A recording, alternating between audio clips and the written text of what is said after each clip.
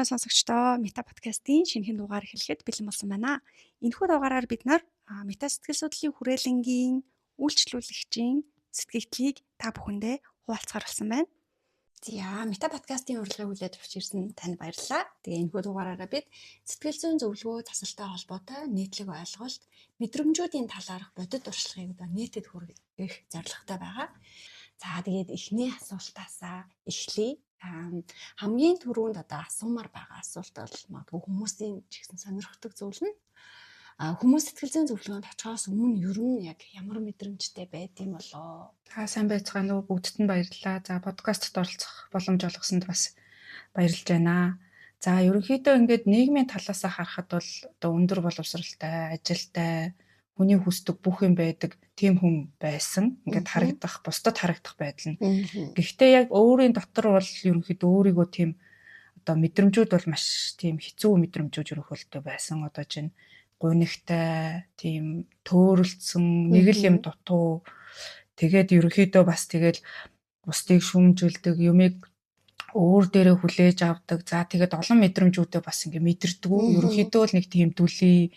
Тэгээд өөрөөсөө холдсон, өөрийн мөн чанарыг мэддэг. За тийм хүн байсан. За тэгээ байгаа юмдаа ерөөсөө талархаж мэддэг.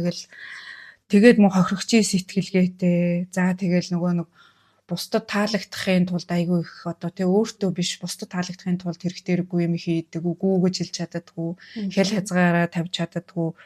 Тэгээд ерөнхийдөө шүүдэр талаач мэддэггүй нэг тийм л хүн ерөнхийдөө амьдраад идэг гэсэн. Тэгээ ерөнхийдөө дүгнэж хэлэх юм бол нэг тийм сэтгэл зүйн дархлаа муутай тийм хүн л байсан да. Тэгээ хамгийн амар нь нөгөө эднэрийг хэвэн гэж боддог. Энэ бол зүгээр угаасаа л хүний амьдрал ийм л юм байна гэж боддог. Тэгээ ерөнхийдөө нэг тийм аз жаргалтай уул нь хүний амьдралч аз жаргалтай байх хэвээр зоригтой байтал чинь тэрийг мэддэггүй нэг тийм л хүн мэдрэмжээсээ холтцсон, өөрөөсөө холтцсон тийм мэдрэмжтэй байж байгаад ерөнхийдөө анх сэтгэл зүйн зөвлөгөө тусламж авч ирсэн. Тэгээд би өвдөд идэг, яагаад өвдөд идэг шалтгаанаа мэддэггүй бас тийм байдалтай. Тиймэрхүү мэдрэмжүүдтэй, сөрөг мэдрэмжүүдтэй тийм нөхцөл байдалтай ерөнхийдөө. Тэгэхээр яг зөвлөгөөнд ирэхийн өмнө бол одоо таны бие махбодын хувьд бол ингээд бас нэг өвддөг. Сэтгэл зүйн хувьд ер нь яг юу мэдрээд байгаагаа төдийлнэх мэдэхгүй. Гэхдээ нэг юм сөрөг мэдрэмжүүд нь магадгүй их давмгай. Нэг юу мэдрээд байгаагаа бас нэг бүрэн ойлгож чадахгүй. Нэг тиймэрхүү байсан байх шүү дээ. За тэгвэл таны мэдхийн хувьд бодол санааны хувьд ер нь яг ямар хөө байдаг байсан бол? За бодол санаа танин мэдхүү хувьд бол ерөнхийдөө юмыг хэтрүүлж боддог. Бодож байгаагаас нь. Тэгээд тэрэндээ асар их одоо нөгөө нэг ирч хүчээ зарцуулдаг. Энэ ингэчихвээ, тэр тэгчихвээ, ингэчихвээ, тэгчихвээ гэд тий гаднаас бас ингэж нөгөө баттгал их хайдаг. Энэ хүнд зөв буруугаар ойлгогдчихвээ ч гэдэг юм уу тий. Тэгэж их хэрэгцээ хэрэггүй юм их боддог. За тэгээд мөн одоо ингээл одоо тэр хэрээрээ бас ингээд нөгөө өөртөө бас үнэн биш тийм амьдэрдэг байсан байлээ. Тэгээ ерөнхий танин мэдхүн талаасаа тэгээд бас одоо нөгөө нэг академик номын ухааныг их чухалчилдаг. Их л өндөр боловсралтай амар л мэрэгжилтэй дэвшлүүлсэн зүгээр ингээд байдаг. Гэхдээ тэр одоо нөгөө яг одоо нөгөө хатуу ур чадвар гэдэг тэр диплом, мэдлэг, мэрэгжил, боловсрал тэр юм чи яг энэ нөгөө сэтгэл зүйн боловсралаа хамт авч явахгүй бол яг тэгж нэг тийм догонцдог гэх юм уу тийм ямар ч аюугүй мянга мэдлэг боловсралтай байлаа гэд өөрийнхөө одоо нөгөө нэг сэтгэл хөдлөлийг мэдхгүй сэтгэл хөдлөлөө одоо хүчтэй реакцлаад алдаа гаргах ч гэдэг юм уу тийм тэгээ бас хэрэгтэй хэрэггүй танин мэдэх талаасаа бас хэрэгтэй хэрэггүй одоо нөгөө нийгмийн хошуурч байгаа ямиг л сурна уу гэхээс яг өөрт юу хэрэгтэй байна гэдгийг бас анхаарч сурч чадчихсэн үгийг бол бас тэгэхээр асар их цаг алдчихсэн юм байна даа л гэж ерөнхийдөө одоо эргээд боддгийг. Зөв. Тэгэхээр өнгөрснийг эргээд харахад энэ бүхнийг бид одоо яг ингээд нэг нэрвчлэлтаагаар аягүй сайн харж чадж шít те. Тэгвэл яг тухайн үед яг зөвлөгөөнд орохоос өмнө яг бидний зорилго яг юу байдаг байсан юм бол юуг бид нэр илүү нөгөө фокуслдаг, юу хамгийн чухал яагаад гэдэг байсан юм бол. За ер нь бол одоо ч нэх өндөрлөгт энэ өндөрлөгөөс гэж ярихад таашаа одоо нөгөө эмэгтэй хүн чи дүүплэн дээрээ гараад харсан чинь гэдэг шиг яг баг зэргийн одоо ахиц гаргацсан гэж өөрийнхөө зүгээс ингээ харахад тухайн үед одоо ингээд сэтгэл мэдрэмж тэр юмнуудаа сэтгэл зүйн эрүүл мэндийн ерөөс анхаардгүй мэддэггүй байсан юм билээ. Одоо л ингээд тийм байсан байна, ийм байсан байна гэд ингэж нарийн нэрлж те энэ гэхстэй байсан байна гэж харж чаддаг. Тухайн үед бол яг амьдралын маань зорилго бол яг л нөгөө нийтээр нийгмийн гардаг тий одоо нэг одоо ийм төрөнгөтэй байх тий ийм одоо нэг одоо юу гэх юм ажил албатай боловсролын төвшнгөө ингээл байнга ахиулаад ажил албан дээр байнгын карьер өсөөгөөл өстой. Тийм л юутай тийм тэд нар маань бол миний одоо эргээ бодоход бол тийм баг байсан юм болоо да. Их хүнд баг. Тэгээ яагаад тэгэхээр минь яг өөртөө үнэн байсан уу гэхээр бол үнэн байгаагүй байсан. Нэг тийм одоо нийгмийн хүлээлт аав ээж тий одоо ингээл хамаатан садан тэднэрт харуулдаг дүр төрх тэр нэг хүнд багны төлөөл амьдралаа ингээд амьдралын маань зорилго болсон. Тэдний хүлээ өөрийнхөө хүснээр биш тэдний хүлээлтээр амьдраад явцсан. Тэр маань амьдралын маань зорилго болсон л тийм л байсан юм билээ л гэж одоо ерөнхийдөө бас эргэж харахад бодогддог. Тэгэхээр яг тухайн мөчөд та нэг сэтгэл зүйчдэр очиод үзье. Нэг юм мэрэгжлийн хүнд хандаад үзье гэдэг нэг юм шийдвэрийг гаргаад сонголт хийгээд ирсэн байгаа шүү дээ. Тэгэх хүртэл та юу нэг ямар замыг туулав? Энэ өөрөө тийм амархан сонголт байсан уу? За анх бол бас ерөнхийдөө өөрөө би сэтгэл зүйч надад хэрэгтэй, сэтгэл зүйн зөвлөгөө тусламж хэрэгтэй гэж боддгоо байсан. Яг нь найз маань надад зөвлөөд би тэгээд хараад тэгэл за одоо эн чинь одоо юу байдгийм бол доо одоо ингээд тий гэж боддог. Тийм болохоор ерөнхийдөө надад тийм сэтгэл зүйн зөвлөгөө тусламж хэрэгтэй юм байна гэж юусоо бодож байгаагүй. Уулын түрүү хийсэн ад жаргалгүй амьдраад байдаг. Яагаад амьдраад байгаагаа ойлгохгүй, утга учиргүй төөрөлцөн санагддаг байсан ч гэсэн энэ бол хэвингээ ойлгоцсон. Надад ийм тусалцаа хэрэгтэй юм байна гэдгийг ерөөсөө бододгүй. Би болоод л байна, алаад л байна гэдэл бодоод л явдаг. Тийм байсан. Тэгээ ерөнхийдөө ингээд анх бол тэгээд найзынхаа зөвлөснөөр бол тэгээ чи ер нь нэг очиод үзээ. Сэтгэл зүй эрүүл хүн ч гэсэн ерөнхийдөө 6 сараас жилдээ би өөрийгөө бол эрүүл хүн гэж бодоод байгаа шүү дээ. Одоо онцлогоо маркер ч гэсэн очиж үздэг юм аа гэх. Тэгэхээр би зүгээр ингээд за тэгье гэд тий. Одоо нэг одоо юу гэх юм сониучрахад гэх юм уу. Анх орж ирж исэн. Гэхдээ яг уу ирэх процесс маань бол тийм амархан байгаагүй. Ягаад тэгэхээр тэр чинь нөгөө нэг огт танихгүй хүнд итгээд тий. Тэр нөгөө бага тайлах, өөртөө үнэн байх.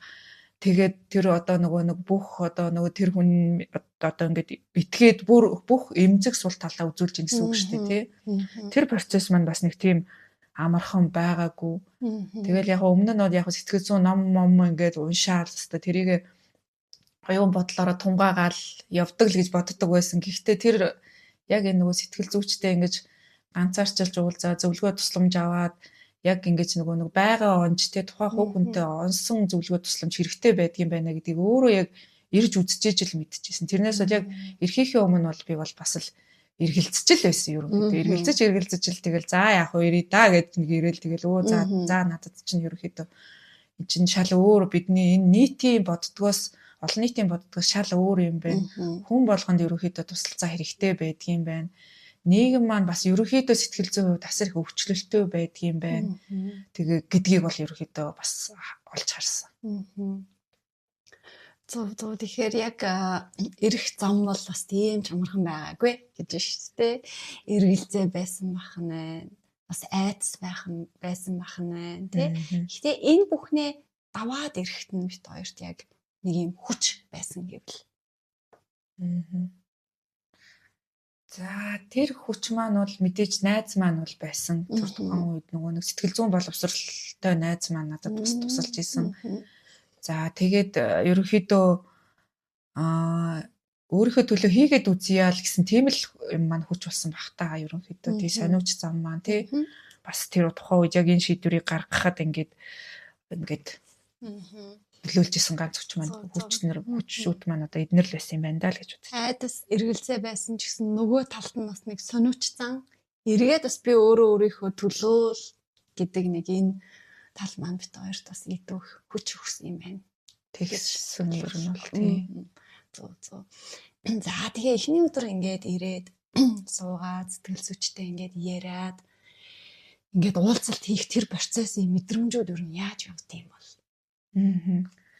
За түрүү би бас хэлчихсэн нөгөө нэг аюулгүй байдал гэдэг тал дээр танихгүй хүнд гээд ингээд яана гэдэг дээр их бас их эргэлзэж байсан юм маань байсан. Тэгсэн чи яг ингээд ирээд яасан чинь энэ орон зай бол их аюулгүй гэдгийг бол би анхныхаа ерөөхдөө юугаар мэдчихэж байгаа байхгүй уулзалтаар одоо тийм мэдрээд тэг ингээд нөө зөв асуулт чухал юм билээ. Ингээд нөө айгүй их ингээд өөрөөсөө ч нуусан юмнуудыг ингээд гогдоод гаргаад ирдэг асуултууд асуудаг. Тэгээд ирээд бол амьдралд анх удаас амар уйлж үзэж байгаагүйгээр хяналтгүйгээр өөрөө ерөөсөө юу ч хийж чадахгүй тэр нь тэгдгээрээ бүр ингээд амар их уйлж исэн. Тэгээ бүр гайхадгүй ч би одоо ингээд аав ээжигээ алдахтаа ч ингэж уйлж байгаагүйгээр ингэж нусаагаа жуулж тэр ингэтлээ их уйлна гэдэг бас сонино гэдэг жисэн. Тэгэхээр бас их асуултууд их чухал санагдчихсэн. Тэгээ зөв асуулт тавьж яагаад ингээд зөв одоо ингээд тэр нөө сэтгэлийн шарах завөр хүндүүр тэ хаана дугуулсан өөрөөсөө хав дарсан өөртөө хүртэл манипуляц хийгээд ингээд нуугаад боогоо тавьцсан буруугаар ойлголцсон юмнууд чинь ингээд өстой ингээд сэт татаал ингээд гогдоол гаргаад ирдэг юм билэ.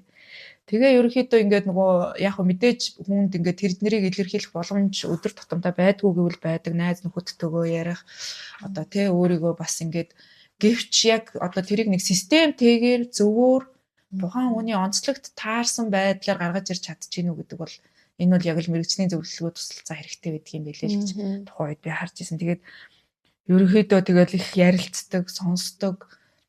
Тэгэл хин нэг намайг нөгөө нэг шүүж хүмжилгүйгээр сонсдсон байх гэдэг мэдрэмжийг бас ерөнхийдөө анх удаа авч үзчихсэн. Тэгэхээр одоо нөгөө хамгаалалтын механизм маань бас ингээд доошлоо юу гэхэнтэй ханаа нөгөө өөр өдөр тутамдаа өөрийгөө тойруулаа барьсан байдаг. Ханамаа сайхан нураад тэгэл ёстой ярьж болох бүхнийг л ингээл өөрийнхөө бодол мэдрэмжээ ингээд чөлөөтэй илэрхийлээл ингээл ерөөсөө ингээл сад тавина гэдэг шиг л урсч гарч ирж байсан тийм процесс болж исэн. Тэгээд ерөнхийдөө энэ нөгөө хүн болгоны хувьд бол сэтгэл зүйн одоо зөвлөгөө тусламж нь өөр байдаг баг. Гэтэ миний хувьд болохоор эхлээл ингээл одоо дотор охинтойгоо уулзахаас эхэлж исэн. Одоо ингээд тэр хөөрхийн амтныг голоод ингээд хав хар харахууд хийгээд хайсчихсан, өөрөөсөө холтцсон тийм байсан эхний хитэн сешн бол явж исэн. За тэрний дараа ингээд аав ээжээс эхлэлтэй шарах гэдэг зүйл дээр маань бас ажиллаж исэн. Мянга яг миний ингээд бурхан шиг ээжтэй гэж би өөрийгөө боддог байсан ч гэсэн бас ээжээс бас тодорхой хэмжээний бас зөв буруу дадал, үзэл бодол, ойлголтууд бас ирдгийм байлээ гэдгийг би бас ойлгож авч ирсэн. За тэгээд одоо насран хамгаалагч нэг маань бас одоо нарциссист хүн байсан. Тэгээд нарциссист хүн маань надад ямар улам үлдээсэн бэ гэдгийг бол ерөнхийдөө ойлгоод тэгээд тэрнтэйгээ ингээд ажиллаж эхэлсэн. Тэгээд тэр процесс бас хэцүү жоохон хэцүү талтай байсан. Ягаад тэгэхээр тэр чинь нөгөө хүний яг л одоо яг гол асран хамгаалагчтай ухаангүй байх, хүний амьдралын програм бүтэх цаг хугацаанд хамт байсан хүн болохоор нөө зөв буруу амьдралын програмыг их суулгаж өгсөн хүн байсан юм байна гэд. Тэгээ явцын дунд бол мэдээж яах вэ ингээд нөгөө тэрийг ингээд нөгөө хүлээн зөвшөөрөө тэр хүнийг одоо ингээд уучлаад эргээгээд одоо бүр ингээд хайрлах төвшөнд яасан сэтгэл зүйн тусалцаа авсгаас өмнө тэр хүнийг бодохоор ингээд дотор арзаадаг байсан. Тэгээд одоо бол тэр хүнийг одоо ингээд хайрладаг. Тийм төвшөнд хүртэл ингэж одоо юу гэх эдгэрэл явагдсан гэх юм тий. Тэгэж өөрийнхөө нэг эхлэлийг хүлээн зөвшөөрснээр бас эрүүл мэнд ерөнхийдөө сайжирсан. Тэгээд өөрийнхөө биеийг илүү сонсдог болсон юм байна гэж одоо эргэж ерөнхийдөө харддаг шүү дээ. Тэгэхээр та сая эдгэрэл гэж ярьлаа шүү дээ. Энэ эдгэрлийн процесс юу нэг хаанаас эхэлдэг юм бол? Энэ эдгэрлийн процесс бол нэгдүгээр нөгөө өөрөө би эдгэрэх ёстой гэдгээ хүлээн зөвшөөрөхөөс эхэлдэг юм уу гэж бодсон. Яагаад тэгэхээр хүлээн зөвшөөрөхгүй ингээл яваад нь штэ. Тэгээд дотроос одоо өөр мэдрэмж төрөөд өөр мессеж өгöd байгаа ч гэсэн. Тэгээд хүлээн зөвшөөрөхгүй зүхтаагаал аль болох хэвээр тэгэл өөрийгөө ингээл сатаар болох юмар их ягаал тий. Оролдоол аль болох тэрнээсээ зүхтаагаад байдаг. Тэгээд нөгөө нэг яг ингээд би эдгэрэх ёстой юм байна гэдгийг хүлээн зөвшөөрөх надад бас ийм одоо тий трама, шархнууд байгаа юм байна. Сэтгэл зүйн хувьд би ингээд эднэр бол намайг ингээд аж аргалтай амьдруулахгүй байна гэдгийг хүлээн зөвшөөрөөд одоо яг ингээд нөгөө мэрэгжлийн яг надад тохирсон зөвлөгөөг авахаас л эхэлсэн болов л гэж ерөөхдөө бодлоо. Тэр болтол бол ямар нэг юм буруу байна л гэж боддог байснаас яг юу буруу байна вэ? Яах ёстой вэ гэдгийг бол ерөөсөө мэддэг байсан. Тэгээд нөгөө мэрэгжлийн зөвлөгөө тусалцаа авсны нэг давуу тал нь болохоор энэ нөгөө нэг бас яг энэ өрөөнөөс гадна бас одоо нөгөө нэг тийм одоо тэр зүйлстэй одоо ашиглах арга хэрэгслүүдийг өгчдөг юм бэлээ. Одоо жишээ нь энэ номыг уншаад ирч гэдэг юм уу тий. Яг одоо ингээл одоо чинь ингээл аав ээжигээ алдсан шархаа ингээд одоо жишээ нь одоо даван туулахын тулд яг ижлэгэн зовлон туулсан хүний ингээд номыг ингээд одоо бүр одоо ямар ч зовлон цор ганц биш та ганцаараа зовж байгаа юм биш гэдгийг ойлгуулдаг тийм номыг ингээд илүү надаас ч илүү зовлон үзсэн хүний ингээд номыг ингээд өхөөд ингээд харахаар ингээд нэг харах үнцэг ингээд шал өөрчлөгдөөд ирсэн. За тэгээд бас нэг намайг өвтгсөн хүмүүсийн өнцгөөс бас асуудлыг харахад бас их нөлөөлсөн. За тэгэл өөр нэг арга хэрэгслүүд нь болохоор одоо ингээд нөгөө одоо жишээ нь хэцүү үед яах юм бэ гэдэг дээр ингээд нэг ядаж нэг багцтай болчихж байгаа байхгүй юу одоо ингээд дургуй хүн ингээд мэдээж амьдрал чинь зовлонгоор дүүрэн таагүй юмнууд болон тохиолдолд тэр үед яах юм бэ гэдэг багцыг өгчөж байгаа. Одоо жишээ нь ингээд хүн болгонд өөрөө байдаг бах. Миний хувьд бол одоо чинь бичиж тэмдэглэдэг. Заримдаа бүр ингээд дэвтрээ цоортол нь өстө уураа гаргаал ингээд бичээл тэгэл тэр чинь нөгөө нэг саваа хосолж байгаа. За одоо яах вэ гэдэг рүүгээ ингээд нөгөө эхлээд ингээд тэр одоо тэр таагүй мэдрэмж гаргах тэр арга хэрэгслийн багцыг ингээд заагаад өгсөн юм бэлээ. Одоо эргээд бодоход бас. Зөв. Тэгэхээр эдгэрэл гэдэг маань нэгдүгürt би өөрөө нөхцөл байдлыг хүлээн зөвшөөрөхөөс хоёрдугаарт ямар нэг алхам үйлдэл хийхээс тэгээд тэр дундаа бас олон процессыг явж шít тий. Одоо эргээд харахад яг уу би энэ процессыг нүүр тулаад зориглоод ороод ингээд явсандаа бол баяртай байгаа. Тэгээд мэдээ цаашид бол бас хийх зүйлс байгаа. Тасралтгүй өөрийгөө ерөнхийдөө бас ингэж нөгөө нэг бүрэн хийцэн гэж бодохгүй бас хийх юмнууд ч бас байгаа. Тэгээд бас одоо нийгэм манд өвчтөй байгаа учраас бас хүмүүст ингээд нөгөө нэг сэтгэл зүйн эрүүл мэнд чухал юм шүү гэдгийг бас байгаа орчиндөө бас тодорхой хэмжээнд ингэж ярьж ойлгуулж явах байсан гэж боддог. Тийм төвшөнд л ерөнхийдөө хүрээд байгаа ерөнхийдөө. Одоо та бусдад илүү нөлөөлөё гэдэг дээр байгаа охин шүү дээ. Тэгвэл таны эдгэрэл таны өөртөө ажиллаж байгаа энэ процессууд ер нь таны эргэн тойрны хүмүүст ер нь яаж нөлөөлж байгааг та анзаарсан бэ? Нөлөөлөл ер нь ажиглагдсан болов уу? Тий, ерөнхийдөө одоо ингээл хамгийн ойрын гэр бүлийн гишүүнээс эхлэл надад ерөнхийдөө бол хэлжсэн л та ингээд би нөгөө ингээд сэтгэл зүйч дээр явж байгаагаа хэлэхгүй зүгээр ингээд хажууд нь байж байгаа шүү дээ. Тэгсэн чинь чи юунд яваад байгаа юм бэ гэл тэгж чинь тэгэхээр би тэгэл хэлэхгүй шүү дээ. Одоо нөгөө одоо тэр нарийн ширээ минь хэлэхгүй тэгээд тэгсэн чи яаж ийн гэл тэгсэн чинь чи ингээд нэг тийм ерөөсөө ингээд намайг байгаагаар нь байлгадаг болчихжээ гэж тэгж байгаа байхгүй. Тэр нөгөө би тэр хүн дээр ингээд төвлөрч одоо шүүмжилдэг байсан тэр одоо юм маань ингээд илүү болоод өөр дээрээ төвлөрөөд явцдаг болцсон байгаа байхгүй юу. За тэгээд нөгөө талдаа совийн хүрээнд бол зөндөөл ахиж замжилт ерөөхдөө гарсан л та. Одоо тэр нөгөө яг өөрчлөлтүүдийг та яг хэрхэн анзаарав тий өөрөө эргээ таны эргэн тойрны хүмүүсээс хэрхэн анзаараад энэ ингээд нэг юм хүрээ юм тэлээд байгаа процесс юм шиг сонсогдоод байгаа байхгүй юу. Тэгэхээр тэрийг та жоохон дэлгэрүүлээд яриад өгч болох уу? За тэгвэл өөрт гарсан өөрчлөлтөөсөө явхад бол энэ бол ерөнхийдөө зөндөөл өөрчлөлт гарсан л да. Гэхдээ энэ өөрчлөлтүүд бол яг одоо нэг шөнийн дотор ч гэдэг юм болчдөг өөрчлөлтүүд биш юм байлээ. Аажмаар тэгэл өнөөдөр одоо жишээ нь нэг зөвлөмж тусалцаа авлаа гэхэд тэгэл маргааш нь тэгээд ингээд яачдаг юм бол одоо идэгчдэг юм бол биш. Тэр чинь өчнөөн жилийн хавд арсан траума шархнууд байгаа учраас тэгээд аажмаар өөрчлөлтүүд явсан. Одоо чинь миний өөрөө хувийн хувьд болохоор би юм өөртөө айгуу тийм тав тухтай байдаг болсон. Өөртөө их хатуу хүн байсан юм билээ. Өөрийгөө болдог, шүүмжилдэг. Өөртөө хатуу хүн ч бас бусдад хатуу ханддаг. Тэгээд тэр хэрэг өөрийгөө хайрладаг нэг тийм хүн байсан юм билээ. Тэгээ одоо болохоор ингээд өөрийгөө хайрлж инэрдэг тийм хүн болтолсон байгаа. За тэгээ нөгөө талдаа бас ингээд өөртөө ихтгэлтэй болсон. Тэгээ ингээд хинтээч ямар ч төвшний хүнтэй ч ингээд яг ингээд үнэн харьцаа сурчдаг. Тэгэхээр нөгөө хүн чинь угаасаа үнэн харилцааг мэддэг. Тэгэл ингээд зүгээр уулзаад өнгөрсөн хүмүүс хүртэл ингээд сэтгэл доторхоо уудлаад ярьдаг ч гэдэг юм. Тийм үнэн харилцаа яваад байна гэдэг тухайн хүн маань мэдэрдэг. Тийм болсон. Тэгээд орчин тойрны хүмүүсийн хувьд болохоор ажлын талбар дээр бас зөндөөл ахиц гарсан л да. Тэр маань болохоор ингээд хүмүүстэй ингээд ижил төвшөнд харьцдаг. Та дарах зэрэг байна уу? Хамаагүй. Та хүн, би хүн. Та ажиллаа хийж байгаа, би ажиллаа хийж байгаа. Аха. Гэт харьцдаг. Тэгэхээр нөгөө хүн чинь ч гэсэн одоо нөгөө миний хэл хязгаарыг бас өөрийнхөө хэл хязгаарыг харж чадчихээн. За тэгээд бас бусдтай бас их зөөлөн ханд харьцдаг. Ягаад гэвэл чааваас энэ хүн чинь миний өөдөөс хараад сууж байгаа. Бас л дотор нь хүүхэд байгаа. Тэ охин байна уу, хүү байна уу тий. За тэгээ энэ хүн чинь бас өөрхий сүүдэр талтай. Тийм болохоор ингээл хүний алдааг харсан ч гэсэн тэр алдаан дээр нь ингээл тэр хүн миний алдааг ингэж заадаг байлаа ч гэсэн би тэр хүний алдааг заахгүй байгаа. За яг тэ энэ хүн чинь сүүдэр талтай хүн алддаг, ондог. Ингээд илүү хүнд зөөлөн ханддаг болсон. За тэгээ гаднаас мэдээж ингээл нөгөө нэг цохилтууд орж ирнэ. Тэгэхээр ингээл газ процесслол гаргасан. За ажил дээр ч ингээл гээд ингэх гэжсэн ингэхгүй яа гээл тэгтэн. Зөв алдгүй шүү дээ. Энэ ингэж миний хүснээр явах алдгүй. Юу ч миний хяналтанд биш.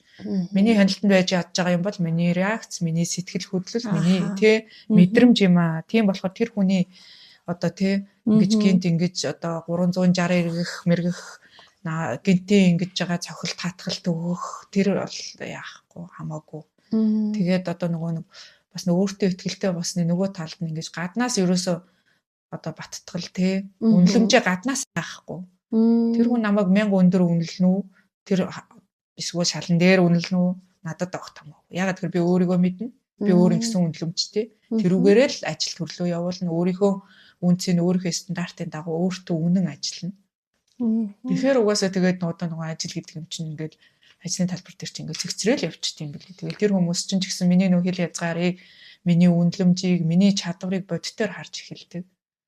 Тийм юм билээ. За тэгээд бас одоо нөгөө манипуляторууд бас түгээмэл шүү дээ тий. Манипуляторуудын одоо нөгөө дайралтанд өртөхтэй мэдээж өртөхгүй байх гэж байхгүй. Өртөж байгаа тэрийг гэхдээ яг ингээд хүлээж авах, таних тий. Чи манипуляц хийгээд шүү гэд эргээгээд арга хэмжээ авах чадвар нь арай дээрсэн л гэж хэлэх гээд байна. Яг мэдээж бүр нөгөө агсын түвшний манипуляторуудтай бас тэгээд өөр байх бах л та. Гэхдээ ер нь бол өдөр тутмын одоо бүх амьдралын талбар дээр болж байгаа тэр манипуляторуудтай бас уучраа олоод ямар ч үгүйс энэ хүн чи ингэдэг хүн байна гэдгийг таньдаг болоод зөвхөн арга хэмжээ хариуг нь барьцдаг газар дээр нь болцсон. Тийм болохоор нөгөө өөрт бас дотор охин цохилт өвдөлт авах нь тэр нь бол харьцангуй бас гайгүй болсон гэсэн ийм зүн юмнууд л ерөөхдөө өөрчлөлтүүд гарсан. Тийм. Тэгээд тий амьдралдаа нэг баяртай юм амьдралдаа анх удаа зүгээр шалтгаангүйгээр инээцээ сууж ий. Инээцээ явж ий. Баясал. Тий, ерөөс ингээ ямар ч шалтгаангүйгээр хүн чинь нэг шалтгаантай байсан ч инээж чаддаггүй байсан хүн чинь одоо болохоо зүгээр шалтгаангүйгээр ингээ сайхан ингээл аж аргалтай сууж идэг. Тийм болсон. Шалтгаангүйгээр инээж чаддаг болсны цаана ер нь яг ямар шалтгаан байгаа юм бэ? Гэхдээ аж аргалтай байна л гэж бодож байгаа юм. Өөрийнхөө аж аргалтай, өөрийнхөө байгаа. Өөртөө үнж байгаа байдал. Тийм. Баггүй. Тэгээ өөрийнхөө жинхэнэ дүрийг нуухгүй. Өөрийнхөө ганцхан гэрэлтэй тал дээр төвлөрөхгүй. Өөрийнхөө сүүдэр талыг бас бүлээн зөвшөөрсөн.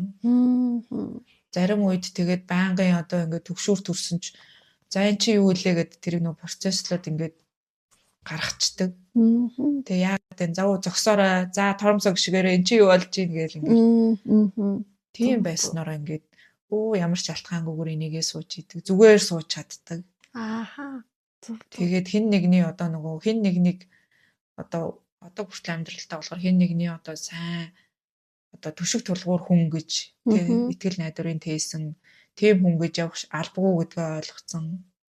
Хин нэгний өмнөөс хариуцлага хүлээхгүй гэдгийг ойлгоцсон.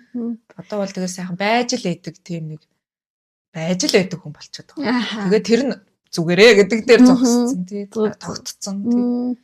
Өөртөө үнж байна гэдг нь би ч нөөрэ хүн учраас надад сайн талч байгаа. Сүрэг талч байгаа.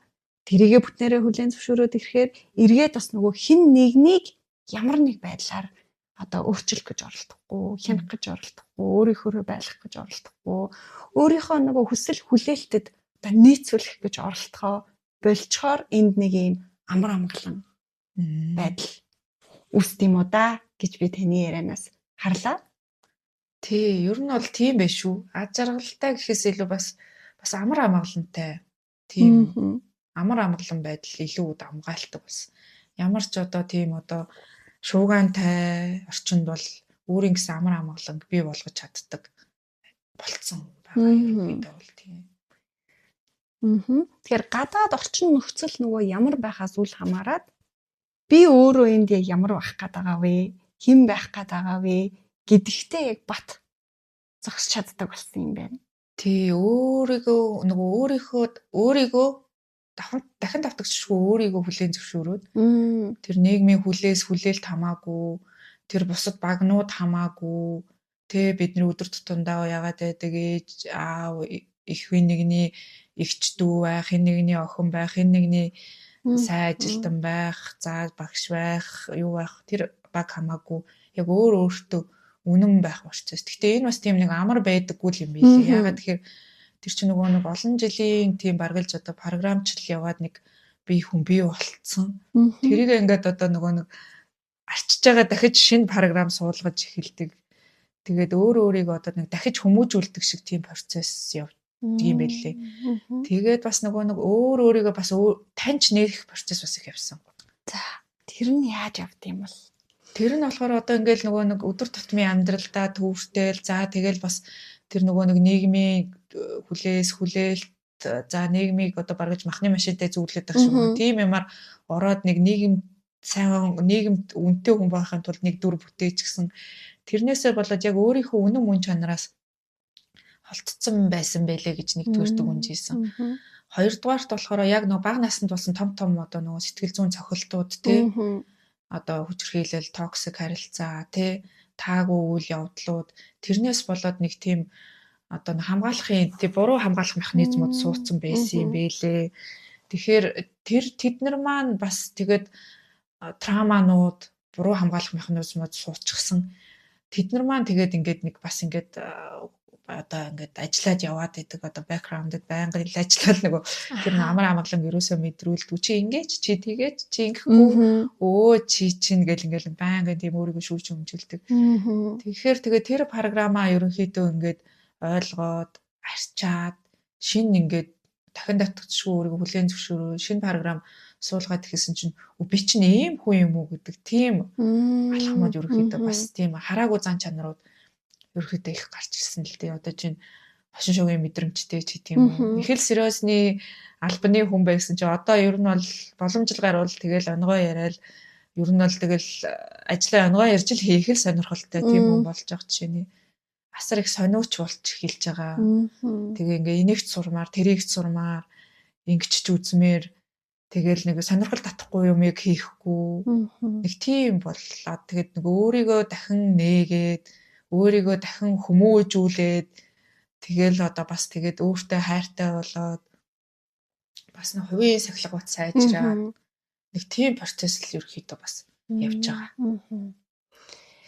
Тэгэхээр өөрөө өөртөө дахин шинээр танилцаад дахиад өөрийгөө нөгөө шинээр бий болгож бүтээж байгаа хэлбэр гэж ойлгож болох уу? Тий, ер нь бол яг үнэн яг зөв томьёолж байна. Тийм учраас би одоо яг энэ нөгөө сэтгэл зүйн, эрүүл мэнд, сэтгэл зүйн боловсрлоо болохоор хувийн хөгжлийнхөө бас нэг том тулгуур багна гэж авч үзэж явдаг болж байгаа байхгүй их чухалчлаад. За ингээд хэдий ингээд 1000 хэцүү орчинд ортлоо гэсэн за энэ чи юу болж байна? За сэтгэл зүйн талаасаа ингэх юм байна.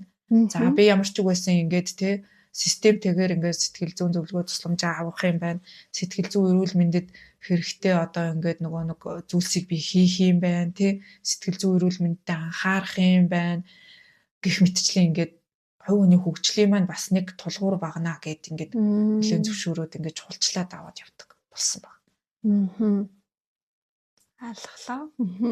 Тэгэхээр сонирхолтой зүйлүүдийг ярьж байна л да. Яалтчгүй та нөгөө өөрөө ингээд туулаад бүгдийг ингээд мэдрээд ирсэн учраас асар нөгөө сонирхолтой бас үнэхээр тийм таны өмнөөс нэг юм баяртай мэдрэмж асар их төрөөд байна л да. Энэ процесс өөрөө тийм ч амаргүй байдаггүй гэдгийг хэдүүд та бас нэлээдгүй ярьлаа. Тэгээд амаргүй байдаг процессууд дундаа буцаад магадгүй эргэлзэх, эсвэл айх, нэг юм ухрах гэдэг юм уу? Иймэрхүү процессууд ер нь хэрэг танд тулгарч исэн бол эдгээр үедээ та хэрхэн өөрийгөө дэмжиж урагшлуулж исэн бол? Тийм процесс юмнууд тийм явдлууд бол бас тохиолдсон. Ягаад тэгэхээр одоо нөгөө нэг амьдралын хамгийн хэцүү хүний өөрөөсөө ч нуусан тэр одоо хар хайрцагт доторх одоо тэр траума шарах одоо ингээд дурсамжуудыг чинь ингээд сэтрийгээд гаргаад ирнэ. Тэр бол тийм амар биш. Одоо ингээд би одоо эргээд бодоо зүүрлэх юм бол нэг тийм зараагаар бөөлчихтэй ижилхэн процесс байсан болов. Тэр ингээд нөө гаргаж байгаа процесс нь хөвдөлттэй. Зараа дотор уул нь өвтгчл байгаа шүү дээ. Стил өвтгчл байгаа, шарах сар үүсгчл байгаа. Гэхдээ тэр тэнд байсан уу байлаа гэд эдгэрхүү гэвэл эдгэрхгүй. Гэхдээ тэрийг ингээд ямар нэг аргаар бөөлжчл гаргах хэвээр. Тэгэхээр тэгээд өвтгөж өргөстэй ч гэсэн тэр олон одоо нөгөө зараануудыг бөөлжиж гарах процесс бол бас амаргүй. Тэгэл олон юм сэдрэн амар их уур хүрэн зарим сешнүүдтэй бүр ингээ уурлаад ингээд хаалгаас аваад гараад явна. Тэгээ зарим сешн дээр чинь нөгөө нэг цаг нь болцоод байхад явуулахгүй байхдаа гэнэ буландуулж байгаа байхгүй ягаад тэгэхээр нөгөө буруу хамгаалтын механизмыг ингээд нөгөө нэг зөвөр солих гээд чи энэ өнцгөөс нь харалтаа гэдэг ингээд байхад нь би чинь бас нөгөө нэг өчнөө жил зурлагдсан програмаа бас тавихгүй гээд үзэн штэ эн чинь гүү та намайг ойлгохгүй байна. Миний нөхцөл байдал дээр ийм л програм суусан. Би энэ л миний үнэн гээд ингээд яагаад гэдэг. Тэгээ мэдээж ихний сешнүүд дээр бол мэдээж ингээд нөгөө сэтгэлд идэлэг хийгээл явж ийсэн аа. Яг нэг гол хэсгийнхэн сешнүүд дээр яг тэр нөгөө хатуу үннүүд ч орж ирдэг. Тэр нөгөө хатуу үнтэйг хүн чинь ингээд маа гэд нүүр тулах чинь тийм амар биш юм билээ. Тэгээд уурлал хаалгаа шидэл эсвэл өстой буруу юм ярьж энэ гэл ингээл өстой толгой хайлал ингээл гараад явж байгаасан үеуд бол бас байгаа. Тэгэл тэрний дараа ингээл за эн чин за хүлээгээрээ за юу болов гэл ингээл эргээгээл бодоол. Тэг эхэндээ бол уурлна амар уур хүрнэстэ хэрэггүй юм ярьлаа марлаа гэл ингээл те өстой намайг өвтгөлөө гэл ингээл хатуу үнний ч үгүйсгэл үзэн штэ үнэн байх ч гэсэн нөгөө нэг бас нэг хүний нэг бас тийм эсэргүүцдэг зам байгаад тах шиг байна. Тэгэл уужраал бодоол үзэж байгаа л тэгжсэн. За гэл нөө дараагийнхаа цаг дээр эрэхтэй үнэн байсан юм байна гэл хүлээж зөвшөөрөл орж ирдэг. Таны тэр үед тэгж хэлсэн чинь хатуу ч гэсэн үнэн байсан юм байна. Хатуу үнэн чинь яг хүлээж зөвшөөрж одоо тэг өөртөө нэгтгэж авахд хэцүү ч гэсэн үнэн бол үнэн юм байна гэдгийг нөө үнэнд гүйцэгдээл эргээл орж ирж байгаа юм чинь. Тэгэл хэлдэг. Тэгэл тэр үед жоохон тэгсэн ч гэсэн тэр бол үнэн байсан юм байна гэдэг. Тийм зүйлсүүд бас ерөөхдөө бас юу яаж ийсэн тохиолдож ийсэн. Тэгээд асар одоо тийм хүнийг хязгаарладаг тийм ихтгэл үнэмшлүүд асар их хүнд суудсан байдаг юм билээ. Одоо тийм би энийг хүртэх хэрэгтэй, ирэхгүй гэх мэтсэн. Тэр програмуудыг чинь нөгөө нэг буруу програмуудыг чинь арчиж байгаа шинээр ингээд суулгаж өгөх процесс нь бас л ингээд амаргүй. Ягаад тэр ингээд бас нэг хүний өчнөө жил ажилласан програм чинь бас тэгээд хатуу суудсан. Одоо бараг жил цемент шиг болцсон юмнууд руу чинь тэгэл цүүц зүйрэл дайрж байгаатай ижилхэн төвшөнд л зарим програмууд бол орж ирж байгаа шиг байна. Тийм процесс бас явсан. Тэгэхээр яалтчгүй нөгөө бидний хамгаалах механизмын хариу үйлдэлүүд явдаг шүү дээ. Тэгэхээр таны хувьд яг энэ бүхнээ бол ингээд гарсныхаа дараа уужирсныхаа дараа, эргэцүүлж бодсныхаа дараа за үний юм байна. Үний юм чинь одоо тэгээд зүгтаад яах вэ? Одоо үний юм чинь тэгээд 1000 дахиад энийг дарах гэж оролдоод яах вэ? Нэгэнтээ үний юм чинь одоо үннээр нь хүлээгээд авчий гэдэг энэ зүйл асар юм зөрөгтэй алхам юм шиг бас нэг талаасаа. Тийм зөрөгтэй алхам. За зарим үннийг бол тэгээд зарим нь бол баргалж л нөгөө нэг хариугаа бодож байгаад орж ирж штэ. Таны наадах чинь худлаа гэдэг хариугаа тийм өөрийгөө юу яах гэдэг штэ. Одоо нөгөө нотлох гэдэг штэ. Өөрийнхөө хамгаалтын механизм нь ажиллаад тэгэж орж ирж байсан үеч би. Тэгээд яг л ингээд олон өнцгөөс хараад олон ингээд талаас нь хараад миний хараагүй өнцгөл асар их байт юм лээ. Надад тохиолдсон явдлын ч тэр зүйлүүдийг ингээд хараад ингээд бүтэн том зургаар нь ингээд хараад ингээд нөгөө сэтгэл зүйчин зөвлөгөө өгч байгаа болохоор тэгэл бас л өстой заримдаа ч бол үнд гүцэгдээд ирсэн ч гэсэн тэгээ заримдаа бол баргалж хэрэлтэнэ гээд ирэхэд л үнд гүцэгдээл гардаг байсан юм бол тийм. Тэгэхээр бас тэр процесснаас хөгжилтэй бас сонирхолтой л байсан. Зөв. Тэгэхээр сэтгэл зүйн зөвлөгөө заслын үед энэ чинь бүтэн харилцаа явж штт те. Тэгсэн хэрнээ энэ харилцаа нь өөрөө яг сэтгэл зүйчтэй гэхээсээ илүүтэй өөрөө өөртөө харилцдаг харилцаа юм уу та? Эргээд бид нар нөгөө олон хүмүүстэй харилцдаг, олон төрлийн харилцаа байгаа. Эргээд яг тэр харилцаанууд яг ингээд тавтагдаад би өөртөө хийдэг юм шиг. Тийм шүү. Маш үнэн юу байна.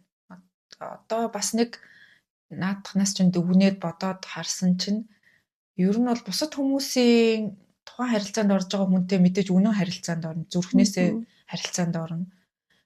Тэгээ гисэн ч гэсэн тухайн хүний одоо нэг хариу үйлдэл реакц тухайн хүний л юм байна гэдгийг илүү ойлгоцсон.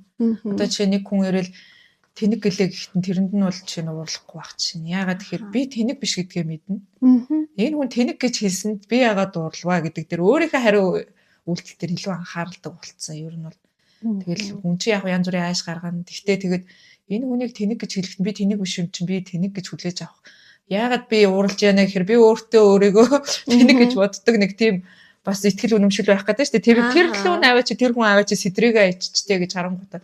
Өө энэ чинь ийм юм биш үү. Тэгэхээр яг л таны хэлснээр харилцаа гэдэг маань ер нь бол яг өөртөө их харилцаа. Тэгээд бусдаа их харилцаанаас бас өөрийгөө их толддог болсон юм байна да. Тэгэхээр дараагийн нэг алхам нь өөрөө харилцаанд өөрийгөө нөгөө толдож харж чаддаг болсон хэлбэр нь бас бидний нөгөө өөрчлөлтүүдийн нэг одоо алхам нь гэх юм уу нэг өөрчлөлт нь байсан юм байна. Магадгүй яг одоо сэтгэл зүйн зөвлөгөөнд ирмээр байгаа ч гэсэн тий яг юунаас хэлхээ мэдэхгүй байгаа. Тиймэрхүү хүмүүс байвал та тэр хүмүүст юу хөгжүүлэх вэ? За тэгээд нөгөө мянган бэрийн аялал нэг алхмаас эхэлдэг гэдэг үг байдаг шүү дээ тийм. Энэ аялал бол сайхан аялал, мэдээж өвдөлттэй, босолттой, уналттай аялал. Гэхдээ энэ бол танд хэрэгтэй аялал. Би бол хүн болгонд л хэрэгтэй гэж боддог. Хүн болгон л энэ алхмыг зориг гаргаад өөрийнхөө хүч таны хэлснээр хүчийг ашиглаад ингээд өөрийгөө ингээд одоо тий одоо зөв сэтгэл зүйн зөвлөгөө тусламж аваад ингээд өөртөө ажиллах юм бол энэ бол маш хэрэгтэй. Тэгээ ерөнхийдөө л одоо тэр одоо хатуу ур чадвар гэдэг таны мэдлэг боловсрол ажил алба тэр юм чинь бол энэ сэтгэл зүйн эрүүл мэнд сэтгэл зүйн тулгуурч байхгүйгээр бол тэд нар чинь бол юу ч биш. Нэг л шүн тэд нар салхинд хийсэх боломжтой. Тийм болохоор бас хувь хүний хөгжлийн тулгуур багна гэж харж байгаасэ гэж ерөөхдөө би бас хүмүүсийг боддог байхгүй юу. Та заавал ингээл өдөр тутмынхаа амьдрал түүртэл аз жаргалгүй амьдрах албагүй. Та ингээд өөртөө үнэн өөрийгөө олоод өөрийнхөө амьдралыг өөрөө ингээд эзэн нь болоод тий өөрийнхөө яг ингээд одоо юу гэх юм чин хүсэл зорилгоор ингээд амьдрах боломжтой. Тэгхийн бол одоо тэр аз жаргал, амар тайван тэр зүйлс чинь ерөөхдөө бас бүрдэх боломжтой гэж ерөөхдөө би бас хэлмээр байдгийн. За тэгээд бас нөгөө наснаас хамаарат хизээч оройтхгүй гэж би бас хүмүүст хэлэх дуртай. Ягаад тэгэхээр мэдээж 40 жил зов зүдрээл амьдарсан олон нийгмийн шилжилтийг үзсэн зовцсон хүмүүстэй бид нар харилцаан зөндөөл орж байгаа.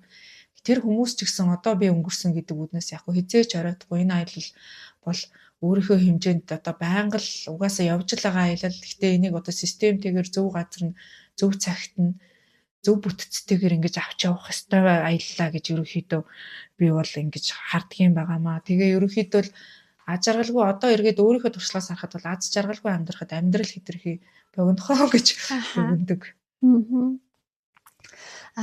Түрүү та нөгөө айгүй олон одоо дүр гэдэг зүйлийг ярьсан шүү дээ.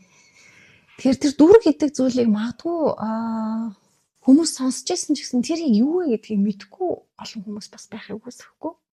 Тэгэхээр та өөрийнхөө хувьд дүр гэдгийг яг юу гэж ойлгосон юм болоо? Тэ? Тэгээд эргээд эн чинь би биш байжээ гэдгийг бас нэг их салгаж ойлгосон. Өчнө олон одоо процессыг байгаа шүү дээ. Тэгэхээр тэрийг нэг юм ойлгосон одоо үе нь юу юм бол ер нь яг яаж тэрийг таяг ойлгов? За одоо ингээд бодоход түрүү ярьсан нөгөө нийгмийн зүгээс нийгэмд нэг тийм хэрэгжилт сайтай хүн байх гэдэг нэг том дүр байна тий. Одоо тэгээд хүсээгүй байсан ч нэг одоо орлого ашиг сайтай мэргэжлийг сонгоод суралцах тий. Тэгээд тэр маань яг ингээд өөрийн хүсэл зорилготой нийцж ийсэн үг бол үгүй тий. Одоо яагаад тэгэхээр одоо ингээд энэ л аав ээжийн зөвлөгөөч тухай үед тийм байсан. Энэ л одоо ингээд одоо мөнгө сайн олдог тий. Чи энэ мэргэжлийг эзэмшчихвэл алцахгүй гэсэн мэргэжлийг эзэмшээд тэр мэрэгжлийнхээ чиглэлээр ажиллаж үзээд тэгээд тэрнээсээ ерөөсөө ингэж нөгөө таашаал сайн сайхан утга учир мэдрэхгүй байсан. Тэгэхээр тэр дүр маань бол тэгээ ингээд нөгөө удаан доктортой явж чадахгүй. Тэгээд өөрөө мэдлгүй тэгэл урт хугацаанд тэгэл одоо наа жаргалгүй байгаа юм чи яаж амжилт гаргах юм те. Тэр нөгөө дүрийн бас нэг сул тал нь. За тэгэл одоо нөгөө хин нэгний бас нөгөө нэг түшиг тулгуур найдвар нь байх те аврах бусдыг аврах өөрийгөө яая гэж ижил одоо те хин нэгний хариуцлагатай одоо яаралтай үед нь туслаад өгчдөг хүн байх гэдэг бас нэг дүр вэ те хин нэгний охин байх хин нэгний найз байх эхнэр байх те сайн их чин те найдвартай тусал дэмждэг их чин сайн дүүн байх хизээч очиход гүгээд очиход тусалдаг за найдвартай сайн ажилтан байх ч гэдэг юм уу те тэг өөрийн үннээс холдсон тийм дөрүүдийг их ингэж барьж явдаг байсан юм байна даа. Эндээс харахаар нөгөө нэг бусдын хувьд хэн байх вэ гэдг нь бидний нийгмийн дүрэг юм байна. Тэ одоо ихчийн хувьд гэдэг маань сайн ихч байх юм уу, дандаа туслаад байдаг ихч байх юм уу, үргэлж тусламж хэрэгтэй үед нь бэлэн байх юм уу гэдэг маань нөгөө миний ихчийн хувьд би ихчин учраас тийм байх хэрэгтэй гэж өөртөө нөгөө үүрэг өгөөд байдаг тэр дүр. Ажил мэргэжлийн харилцаан дээр бас нэг өөр дүр байгаа даа шүү дээ. Одоо чи аав ээж дээр одоо нас урцсан л да очихынхаа өмнө ингээл яаж чадарч исэн ингээл хүчтэй байх хэрэгтэй гэдэг дүр бага зүгээл инээгээл ордог байсан. Ажил руугаа яаж ч одоо ингээл 7 өдрийн 7 хоног нь ажилдаг байлаа ч гэсэн ингээл сайн ажилтан байх, энэ ажлыг унахгүй хариуцлагатай байх гэдэг бага өмсөд орох ч гэдэг юм уу те. Тэгж өөрийгөө нэг сул тавьж ингэж нэг тааваараа ингэж сууж лээдэг хүн байгаагүй л ерөөсөө ингээл 1 минут ч ингээл зүгээр суудгууд бодолтоо одоо зүгээр суужсэн ч бодолтоо ямар нэгэн дараагийнхаа амиг төлөвлөөд явж идэг тийм хүн л байсан юм байна да. Тэгэхээр нөгөө одоо би гэдэг жинхэнэ биеийн дүр эргээд одоо нийгмийн дүр гэдэг ийм хоёр зүйлийн хооронд л бид нэг ийм одоо үргэлж орж гарч явдаг юм шиг тий. Тэгэхээр их тохиолдолд хүмүүс нөгөө нийгмийн биедээ илүү их анхаарад тэндээсээ олон нөгөө дөрүүддээ дундаа жинхэнэ бие маань хэн бэлээ гэдгээ жоохон нөгөө ялгаж чадхаа болдог юм болов. Тэгээд ирэхээр энд нөгөө баланс гэдэг зүйл маань алдагддаг гэд ярьдаг шүү дээ. Тэгэхээр хүмүүс магадгүй зөвлөгөө засалд орсноороо бас тэ энэ баланс гэдэг зүйлээ илүү их бас ойлгох юм байна да. Тий, ер нь бол яг та сайхан дүгнж хэллээ. Яг тэр сэтгэл зүйн хувьд хамаагүй доктортой болцсон. Тийм нэг бүр нэг одоо хөөрөөл ингээл дээшлээл ингээд яагаад байхгүй бүр нэг ингээл шаландаа унаал ингээд яахгүй нэг тийм ерөнхий доктортой байдалтай болцсон. За тэгээд нийгэмдээ үзүүлж байгаа дүр маань ч гэсэн ер нь бол үнэн дүр. Яг л нөгөө нэг миний өөрийн бодит би ерөнхийдөө нийгэмд ингээд ер нь л харилцааны баргад 80-90% нь гараа явж идэг. Яг хуу тодорхой харилцаанд бол одоо жишээ нь ингээд одоо юу гэх юм. Одоо харуулах нөгөө дүрээ ингээд багш гэдэг юм дүрээ харуулад ажиллаа зохицуулах хэрэг үе байна. Гэхдээ л ер нь баргал 80-90% нь бол яг л үнэн миний өөрийн дүр төрхөл чин зүрхнээс харилцаагаа хийгээд явж идэг. Тийм болцсон л байгаад байгаа юм. Тэгэхээр яг тэр дөрүүдээ мэдрэх үе биш үү? Тэрүүн дээр ямар нэг ялгаа гард юм болов уу?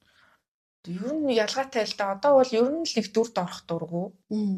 За тэгэл одоо чи дүрд орох гэдэг байвал за би яагаад дүрд рүү орох гэдэг гэдэг рүүгээ бодоод хэлчихэж байгаа байхгүй. За энэ хүнийг би одоо ингээд те энэ хүнд би энэ дүрийг үзүүлвэл энэ хүн надаа одоо те миний хүсэж байгаа юмыг өгнө гэж боддог ч юм уу эсвэл те энэ хүнд би илүү хүлээн зөвшөөрөх гээд нэг те энэ хүнээс нэг юм авах гад ч юм уу те за эн чинь буруу шүү дээ би үнэн дээрөө эргэж очих хэвээр гэдэг ингээд буцаал ингээд төв рүүгээ ингээд шилжих тийм процессыг ингээд байнга бодож одоо явж гин те тэгээд бас нөгөө талдаа бас харилцаан дээрээ ч гэсэн нөгөө хүний бас ингээд нөгөө нэг дүр бас гаргаж байгаа хүн гэдгийг ойлгож харьцаж гин тий. За энэ хүн надад нэг ийм дүр үзүүлэх гээд байгаа юм байна да.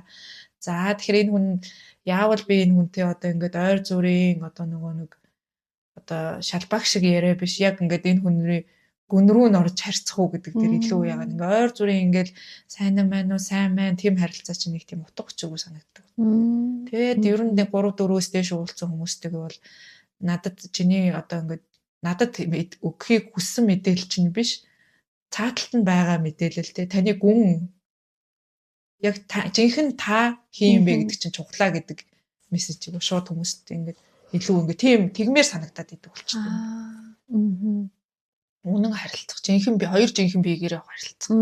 Тэрнээс бол зүгээр наана нэг сайхан тэ тэр сайхан дөрүүд бол хамаагүй над баг дөрний чинь цааталт байгаа жинхэнэ та хийм бэ? Би үнэн хоёулаа үнэн урт хугацаанд харилцах юм бол наадах чинь л надад чухал. Тэрнээс бол таны амаараа хэлж байгаа тэ дүрээр үзүүлж байгаа зүйл чинь чухал биш гэж бас харилцдаг болсон нэг тийм ерөнхий хандлага байна. Тийм ойр зүрийн шалтар булдар яриа ойр зүрийн харилцаанаас ядраад идэх болсон билээ. Тэгээд нэг ингээл зүхтаагаал ер нь. Тэгэхээр эргээд нөгөө нэг би өөрийнхөө дотор ингээд учраа олж зэгцрээд ирэхээр юунд би цаг хугацаагаа зарах юм? Юунд би тэр энерги зарах юм? Юу миний хувьд чухал юм гэдэг дээр бас нэг өөрчлөлт гард юм байна да. Тий шүү, ер нь тий. Ягаад гэхээр одоо чинь тийм шалдар булдар ярианд ингээд аль болох ингээд зайлсхийгээд хэлж яах гэдэг чинь надад үнэхээр харилцмаар байвал үнэн харилцъя. Тэрнээс бол надад энэ шалдар булдар яриа чинь тий юу заа гарах юм байхгүй гэд. Тэгэл одоо нөгөө нэг гоншгондог гомдолдог хүмүүс бас их байна л та. Тэгэл тэд нар мэднээс чинь тэгээд сонсож жоод за энэ хүн асуудлаа ярьж энэ гингуудаа. За тэгвэл шийдэл нь юу юм гээл. Илүү нөгөө нэг асуудлыг шийдэж явах талтай. Тэрнээс бол ингээл асуудалтайгаа зуралдаа л явал угаасаа асуудал хийсэн шийддэг өсгөлгүй болохоор бас тийм байдлаар ерөөхдөө асуудалд ханддаг болцсон. Тэгээд хүнд бас зөөлөн ханддаг болцсон. Яг ингээд энэ хүн яг зөвлөгөө хүсэх гэж ярьж гинүү эсвэл зүгээр сонсох хүн хэрэгтэй болоод ярьж гинүү. Зарим нөхцөлд бол тэгэл сонсч өгөөл явуулна. Заримд нь бол тэгэл за энэ ч нэг талтай харилцаа болчихлоо хэлэх юм хэлнэ гэж хэлээл. Яг тэр би бас өөртөө үнэн байх хэрэгтэй байгаад байна шүү дээ. Их мэдсэн тэгэл баланстай илүү тогтвортой харилцаа явдیں۔ Үнэн байна гэдэг, баланстай байна гэдэг өөрөө бас дотроо хил хязгаартыг нь агуулж байгаа юу? Эсвэл энэ дахиад тусдаа байгаад байна уу? Хил хязгаар тий үнэн байхад хил хязгаар их чухал бас. Тий энэ хил хязгаарын дотор одоо чинь тэр хүн сонсох хүн хайж яваад гэсэн энэ хил хязгаарын дотор би сонсно. Энээс цаашаа би сонсохгүй тий. За үнэхээр энэ хүн надад сонсгомоор байгаа юм бол одоо миний бас хэлэх ёстой юмыг бас тодорхой тий хоёр талт харьцаа, хоёр урсгалт харьцаа явуулахын тулд харилцаа юм чинь бас миний хэлэх ёстой юмыг сонсох ёстой.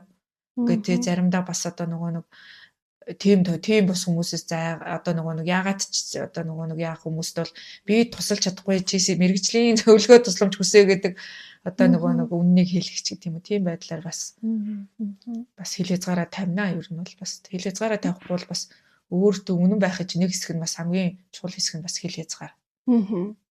Энэ би ийм хүртэл юмд юу аана гэд ийм л миний хил хязгаар гэж анханасаа харилцаанд ер нь бол бас тогтоож ордог болчиход байгаа. Үнэн бөгөөд бас тийм тодорхой тий байна шүү дээ. Таны өөрчлөлт ингээд бусдад таалагдахгүй байсан үе байдаг болов уу? Байлгүй яах вэ энэ чинь тэгээд ажил харилцаан дээр гарна, хувийн харилцаан дээр гарна. За тэгэл ингэхгүй би өөрөө төлөө ингэхгүй гэд ингээд одоо чинь ингээд ажлын нэг талбар дээр одоо чинь ингээд ажлын бус цагаар ингээд дарга удирдлагууд утсаар залгана. Би авахгүй гэд. Би өөдөөс нь шулуухан хэлдэг байхгүй.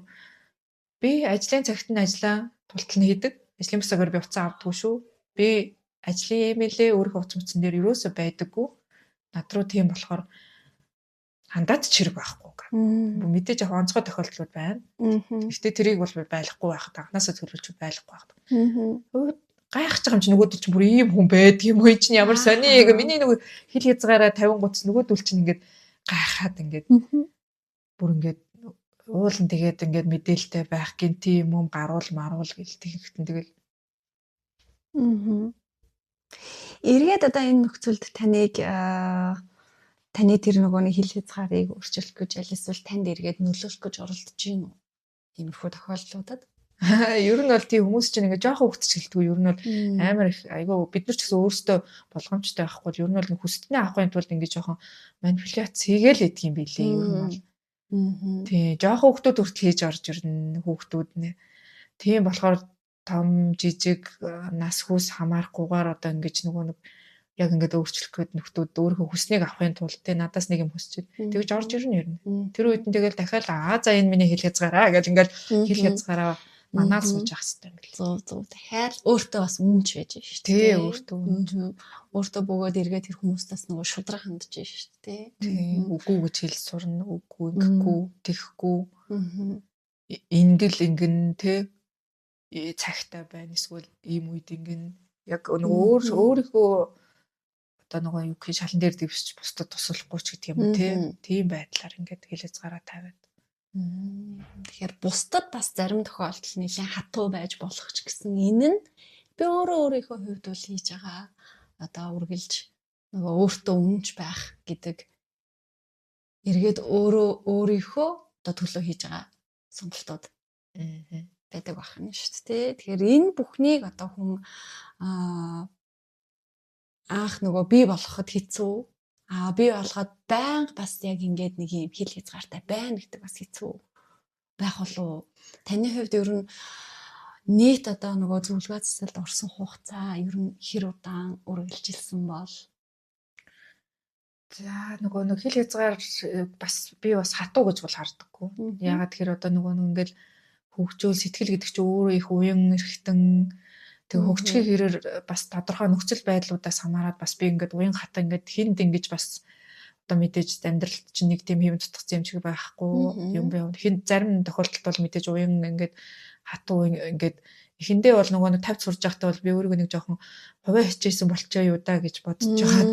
Сүүлдээ болохоор одоо зарим үед яах яг миний эрх ашиг тухайн хүний хүсэж байгаа зүйл миний чадах юм уу чадахгүй юм уу гэдгийг харж байгаад ингээд бас хэл хязгаар маань бас тодорхой хэмжээнд бол уян болсон гэж хардаг. За сэтгэл зүйн үйлчлэгийг аваад бол нэг жил гарсан болж байгаа. Жил 6 сар. За нэг 10 гаруй уулзалт хийсэн баха. Тийм. Жил гарan хугацаа өнгөрөөд 10 гаруй уулзалт хийхэд ерөөдөө таны одоо хувь хүний хувьд гарсан өөрчлөлтүүд ерөнхийдөө ийм байгаа охин шүү дээ. Тий. Тэгээ цаашид ер нь та энэ уулзалтыг үргэлжлүүлнэ гэж боддгоо. Тий, ер нь бол үргэлжлүүлнэ гэж боддог.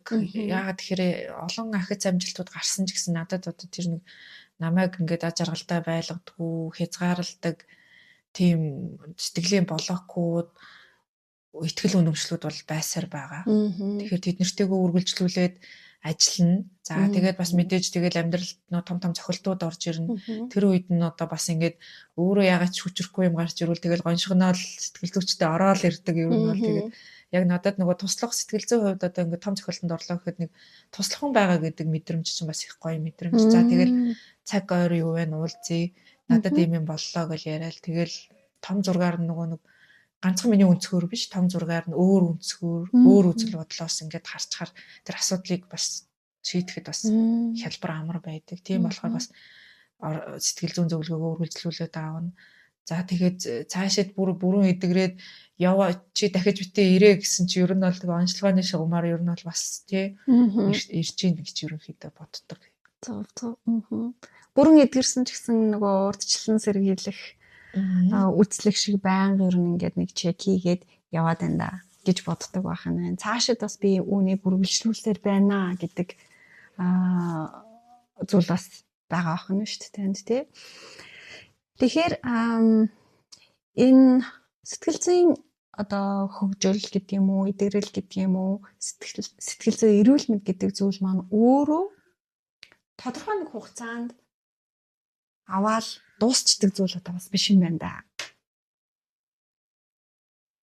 Тий, ер нь бол тэр нөгөө нэг онцлогоо одоо эв эрүүл хүн байлаа, сэтгэл зүйн хувьд эв эрүүл тэнцвэртэй хүн байлаа ч гэсэн онцлого нь жилдээ нэг орчиж вэ, 6 сардаа нэг орчиж вэ, тий гэдэг зөвлөгөө бас явж идэг.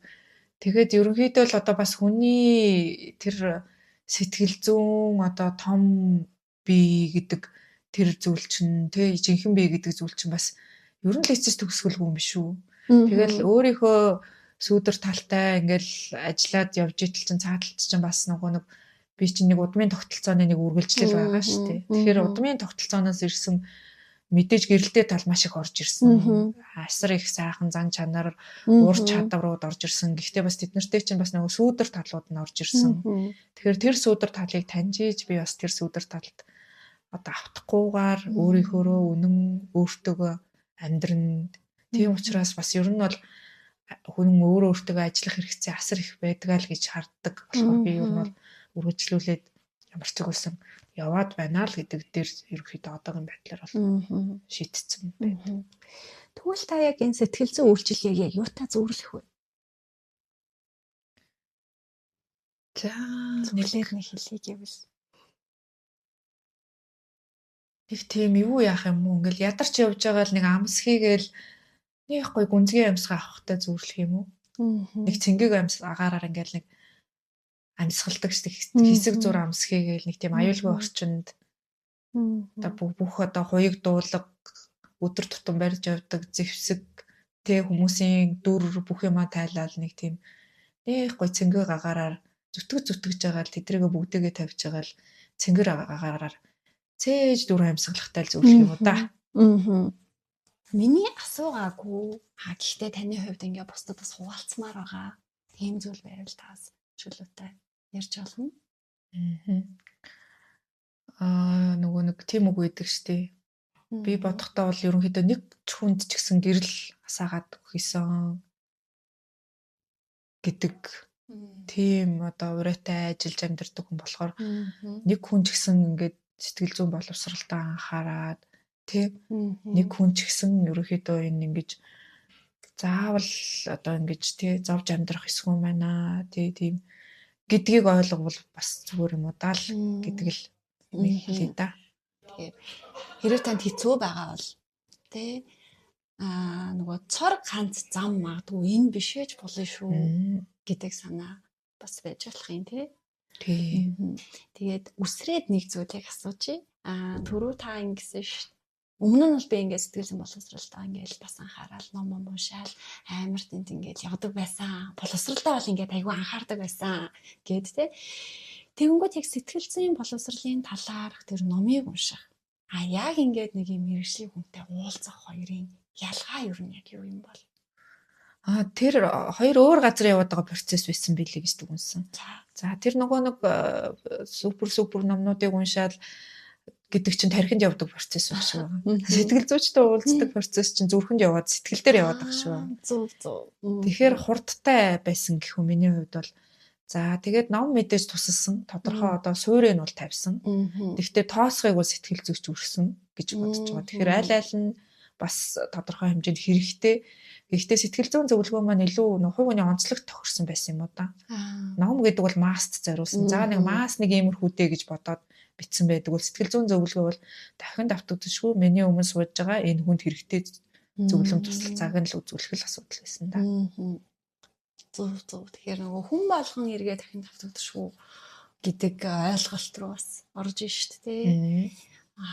Та анх нөгөө ярихдаа би одоо хизээч уйлж байгаагүйрээ одоо асар их уйлсан гэж тэгж ярьж байсан. Тэгэхээр хүмүүс ер нь бол уйлах нь сул доройч гэдэг юм уу? Ер нь нэг жаахан юм сөрөг ойлголттой байх нь их түгээмэлээ дээ. Та энэ талаар юу гэж бодож байгаа вэ? За нөгөө би ч гэсэн анх бас л тэгж л боддог. Сул тал гэж боддог. Хүнд нулимсаа үзүүлэхгүйгээр л баргалжил буцаагаад л нулимсаа сордог төрлийн хүн байлаа ёстой.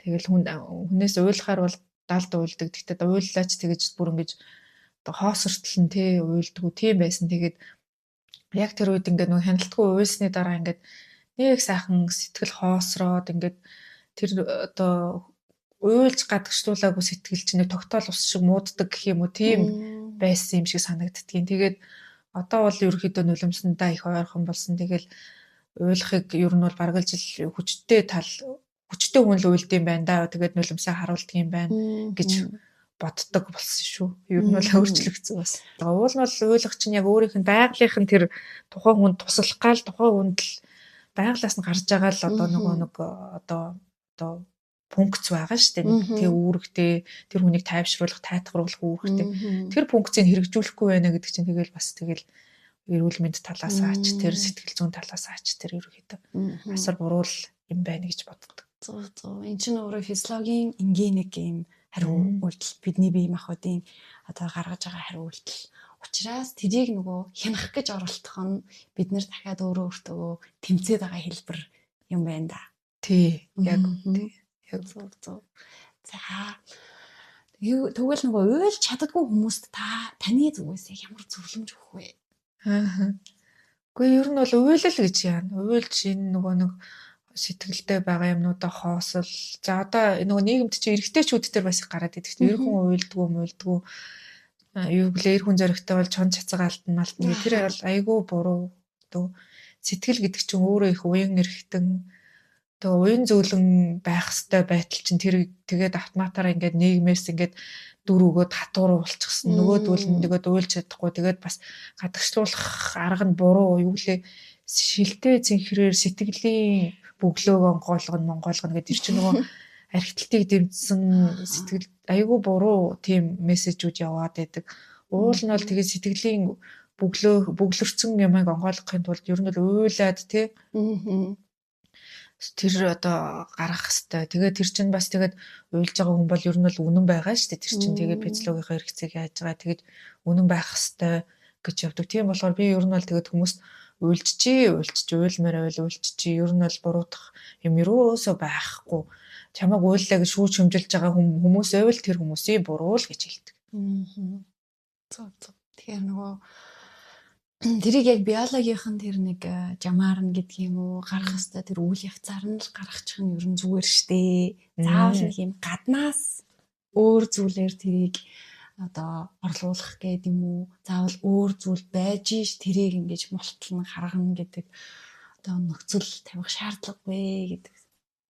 Тий. Эмэгтэй хүний зүгээс бол тэгж л харддаг юм да. Эрэгтэй хүмүүс бас яг яаж тусдгийг басаа мэдэхгүй байна тий. Тэдний хувьд бол бас шал өөр нийгмийн дүр би тэр хүмүүсийн бие дурж амьдраагүй болохоор бас мэдэхгүй л байх талтай. Гэхдээ ерөнхийдөө ямар ч үсийн хүн нулимсны сүв чинь нэр эмгэлтгүй хүн болгонд л байгаа юм чи тэрийг ашиглаад хэрэггүй байсан бол тэрэнд байхгүй шүү дээ. Тэгэхээр хэрэгцээг нь гаргаад ашиглах ёстой л гэж боддог. Зөв. Тэгэхээр нөгөө нэг нийгмийнхээ дүрээр л бид нэр тэр бүхнийг нөгөө үргийнх нь хувьд гэдэг юм уу тэг нэг юм төрөгцөн ойлголт болгоод байдаг. Тэрнээс биш бид нар чи юм гэлтгүй бүгдээрээ сэтгэлтэй, зүрхтэй, өвддөг бүгд л ялгаагүй олон төрлийн мэдрэмжүүдээ мэдэрдэг хүмүүс байгаа шүү дээ тий. Номер 1 хүмүүст ингээд зөвлөдөг болсон зөвлөмж гэж юу байгаа юу? Миний хувьд бол хүмүүст бол сэтгэл зүйн эрүүл мэндэд анхаараарай. Сэтгэл зүйчдэр очиорой гэдгийг бол номер 1-ээр ярьдаг. За тэгээд одоо тийх боломжгүй хүмүүс бас байна шүү дээ тий.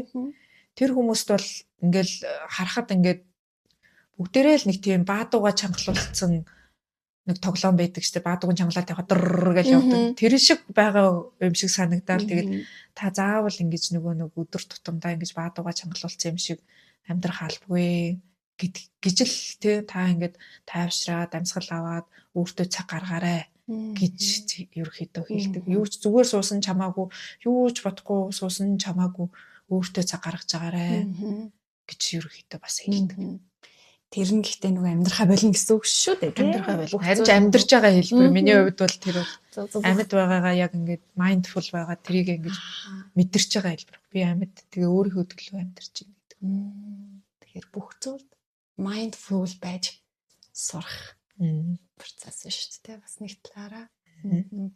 За тэгээд ирэхээр хүмүүс нөгөө асар юм тайван амгалан тайвалт юм байна. Бүх зүйлүүдийг одоо ялгаж салгаж боддоор нь харж сурд юм байна. Эргээд илүүтэй танд нөгөө нэг эерэг сэтгэл хөдлөл мэдрэмжүүд төрдөг. Тэрийг та нөгөө мэдэрч хүлээж авч чаддаг болд юм байна. Гэт маш олон эерэг сайхан зүйлүүд би болт юм байна да гэж харлаа. Тийм бас эерэг сэтгэл хөдлөлүүдээс гадна хүмүүс чинь тархиндаа нөгөө сөрөг сэтгэл хөдлөлүүдээ бас их ялгуурлан гадуурхачдаг. Шууд дарддаг гараал ирэнгүүт чи гарахсгүй гэж. Одоо болохоор тэгээд сөрөг сэтгэл хөдлөлтөөгөө бас цуг сууд сурсан гэх үү тийм. Би гунигтай байна. За тийм. Гунигтай байна гэж гунигтай байж болно. Би байн гаж жаргалтай байх албагүй гэж.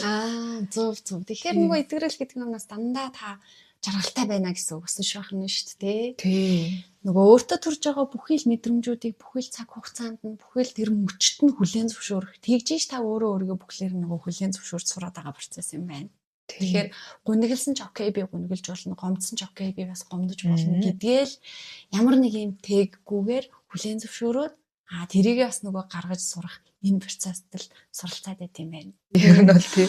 Зөв. За тэгээд маш их баярлалаа. Тэгээ өөртөө танилцж байгаа, өөрийгөө илүү ихээр шинээр нээж илрүүлж байгаа аялалд нь амжилтыг хүсье. Өөрийнхөө энэ аяллыг, энэ бүх үнцэнтэй цаг хугацаа, мэдрэмжээ, үнцэнтэй тэр мөчүүдээ бас бусдад хуваалцаж байгаад маш их баярлалаа. За баярлалаа.